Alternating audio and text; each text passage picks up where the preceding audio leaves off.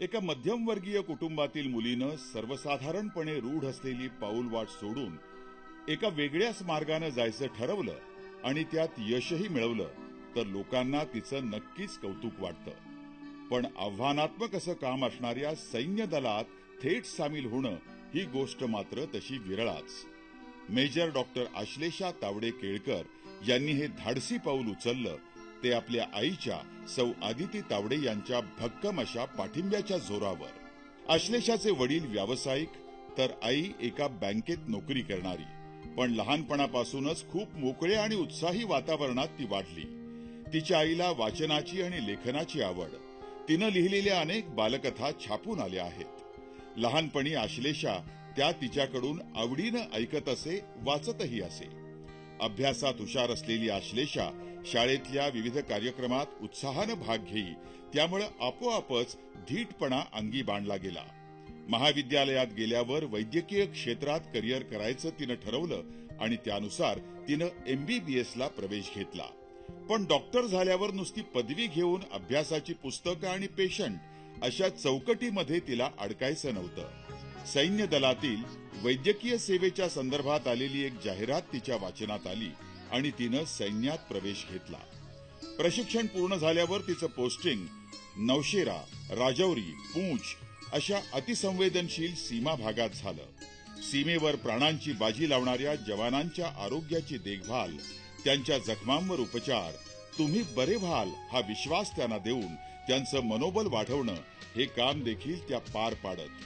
सैन्य दलात सेवा करताना आश्लेषाला सैन्य सेवा मेडल विथ क्लॅस्प आणि OP रक्षक सुरक्षा या पदकांनी सन्मानित केलं गेलं आहे।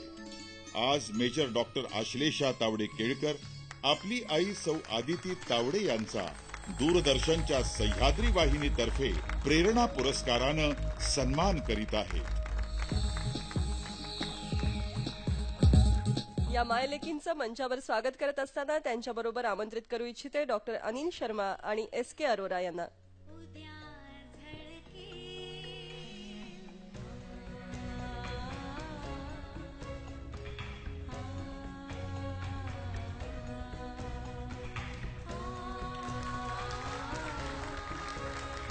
मान्यवरांना विनंती की आपण हा पुरस्कार मेजर आश्लेषा यांच्या हाती सुपूर्द करावा आणि आपण हा आईला द्यावा।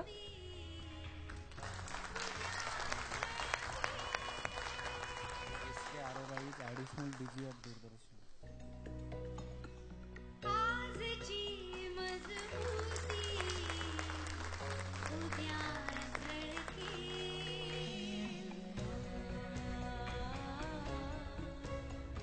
अदिती, आम्हाला खूप अभिमान वाटतो आहे तुम्हाला भेटून आणि हा इतका वेगळा निर्णय, इतकं वेगळं जीवन आपण स्वीकारलं आणि त्यामधला आईचा सहभाग काय सांगाल? मी मेजर डॉक्टर आश्लेषा तावडे केळकर, खरं म्हणजे मला सगळ्यात आधी सह्याद्री वाहिनीचे आणि शर्मा सर तुमचे आभार मानायचे आहेत की मला हा सन्मान, माझ्या आईचा सन्मान करायचा सन्मान तुम्ही मला मिळवून दिलाय। पण त्याही आधी मला इथे उभं करण्याकरता लायक केलेल्या माझ्या आईचा, भारत मातेचा इकडे सन्मान होतोय माझ्या योगे, माझ्यामुळे।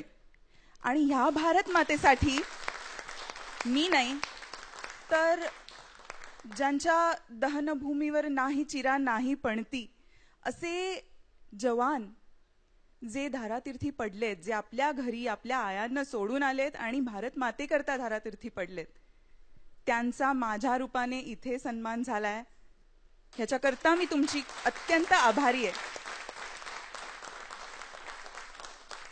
मी कसं सांगू की आईचं माझ्या करिअरमध्ये काय स्थान आहे। लहानपणी जेव्हा मी मळके पाय घेऊन, हात घेऊन तिच्या साडीला येऊन पुसायचे, पदराला पुसायचे, तेव्हा तिने मला कधी दटावलं नाही। पण जेव्हा माझ्या जवानाला गोळी लागली आणि त्याच्या रक्ताचे थेंब माझ्या युनिफॉर्मवर पडले होते, तेव्हा मला तिला तेव्हा किती आतून आपुलकी वाटली असेल आणि तिने ज्या प्रेमाने मला तेव्हा जवळ घेतलं होतं, आणखीन मला साफ केलं असेल, ते मला तेव्हा आठवलं जेव्हा मी हॉस्टेलमध्ये होते माझ्या MBBSच्या शिक्षणाकरता. तेव्हा बरेचदा म्हणजे कधी आजारी पडले, काही लागलं खुपलं की मी आईला फोन करायचे. आम्ही काही फार बोलायचो नाही. फोन चालू असायचा आणि ती तिचं काम करत असायची, मी काहीतरी माझं सांगत असायचे. फक्त मन मोकळं करायचे.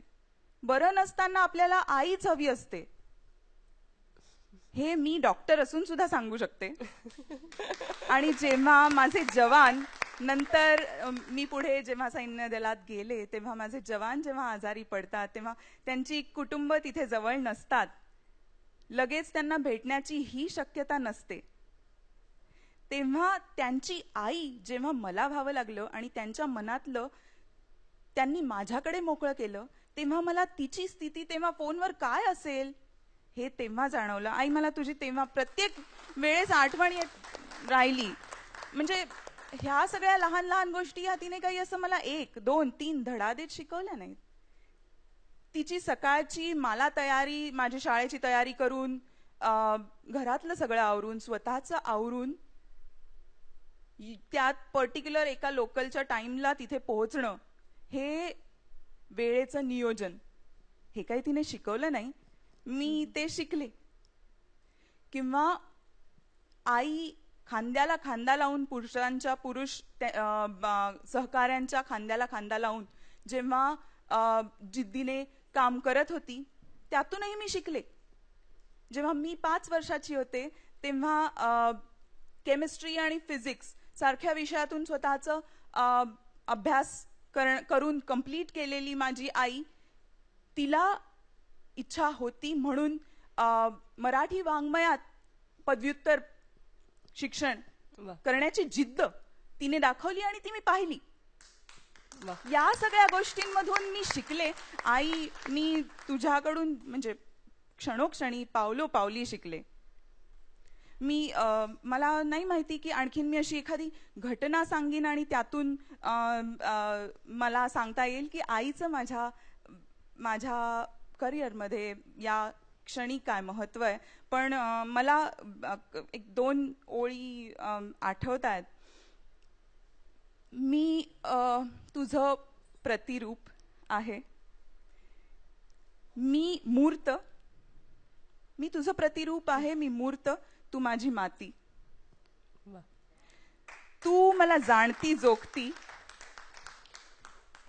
माझ्या स्वप्नांना तुझी कूस, माझे वडील आकाश, पण तू आई माझी धरती. वा,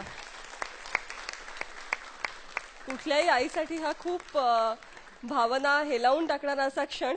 फक्त मी सर्व मान्यवरांना विनंती करते की वेळेची मर्यादा लक्षात घेऊन आपण मनोगत व्यक्त करावं. आपल्याला वेळेच्या मर्यादेचं थोडं भान ठेवायला पाहिजे, पण तुमचं मनोगत ऐकायला मी उत्सुक आहे. नमस्कार. सगळ्यात आधी मी मुकेश सरांचा आभार मानते आणि अभिनंदन करते. फार चांगला कार्यक्रम तुम्ही देता सह्याद्री. आणखी मी एक गोष्ट सांगेन की 32 वर्षापूर्वी जेव्हा हिचा जन्म झाला, मी माझ्या मनापासून माझी इच्छा होती की मला मुलगी व्हावी म्हणून. फक्त नवस बोलले नाही, कारण मागणं माझ्या रक्तात नाही आणि ते माझ्या आईने शिकवलं होतं की असं कधी मागू नये, काही नवस बोलू नये कधी. पण माझी इच्छा पूर्ण झाली आणि मला अश्लेषा झाली. आणि ती लहानपणापासून अतिशय स्ट्रॉंग असंच मी तिला पाहिलेलं आहे. आर्मीमध्ये जेव्हा ती गेली तेव्हा दिल्लीला तिचं सिलेक्शनचं इंटरव्ह्यू होता. 30,000 लोकांनी ॲप्लिकेशन्स केले होते, त्यातल्या 3,000 लोकांना फक्त इंटरव्ह्यूला बोलवलं होतं. आणि त्याच्यात अतिशय कठीण असे कॉन्सेप्ट्सनी त्यांचा इंटरव्ह्यू झाला होता. त्याच्यात फक्त 300 लोकांचं निवड झाली. 300च फक्त ऑफिसर्सना कमिशन मिळालं होतं. त्यात 30 फक्त मुली होत्या अख्ख्या पूर्ण भारतातनं. त्याच्यात माझी एक मुलगी होती. त्याचा मला फार अभिमान वाटतो. आणि बॉर्डरवर असताना सैनिकांचं आरोग्य सांभाळताना तिने स्वतः अतिशय जिद्दीने ते तिचं कमिशन पूर्ण केलं आणि मुंबईत तिचं पोस्टिंग झाल्यानंतर INS हमलामध्ये तिचं पोस्टिंग झालं इथे आणि तिथे सुद्धा तिने ऑफिसर्स आणि त्यांच्या फॅमिलींच्या आरोग्याचं सांभाळलं आणि युद्धनौकांचं ऑडिट सुद्धा तिने अटेंड केलं जे फार कमी लेडीजनी केलेलं आहे आतापर्यंत. तर तिचा मला फार अभिमान वाटतो आणि तिला फार शुभेच्छा. आम्हालाही खूप अभिमान आहे तुमच्या लेकीचा. आणि हा कार्यक्रम थेट प्रक्षेपित होत असल्यामुळे थोडंसं आपल्यावरती वेळेचं बंधन आहे, पण मान्यवरांना मी विनंती करते की थोडक्यात आपण आपलं मनोगत व्यक्त करा. डॉक्टर अश्लेषा, बहुत शानदार बोला आपने कि वडील आकाश और माँ धरती. मैं उसके और आगे जाना चाहूंगा. इतनी सब रेयरेस्ट ऑफ द रेयर लोगों को आपने अवार्ड दिया है मुकेश जी, लेकिन ये जितनी भी गगनचुंबी इमारतें हैं इनकी आधार शक्ति क्या है? ये नींव के पत्थर, और इन नींव के पत्थरों को ही आपने प्रकाशित किया है. और अच्छे अच्छे लोग जो देख रहे हैं, लाखों लोग उनको, और यहाँ जितने भी गणमान्य लोग बैठे हैं, सब अच्छे अच्छे लोगों को, दिग्गजों को अपनी माँ याद करा दी. यानंतर दूरदर्शन विभागाचे अभियांत्रिकी विभागाचे अधिकारी अरोरा सर. नमस्कार मुकेश जी, वास्तव में आज मदर्स डे पर इतना सुंदर कार्यक्रम करके ये एक आपने विशेष उदाहरण प्रस्तुत किया है और मैं आपको और पूरे दूरदर्शन परिवार को बहुत अभिनंदन करता हूँ. माँ या आई ये सिर्फ शब्द नहीं है, ये वो भावना है जब बच्चे को सबसे पहले निकलती है. जब वो बोलता भी नहीं है तब भी उसके नज़र वहाँ पड़ती है और उसका मतलब माँ होता है या आई होता है. ये वो जननी जिसको बोलते हैं, हर चीज के लिए वो वहाँ से शुरुआत होती है और इसमें शब्द पूरे नहीं होते, इसलिए मैं उसके लिए शत शत नमन करता हूँ. धन्यवाद.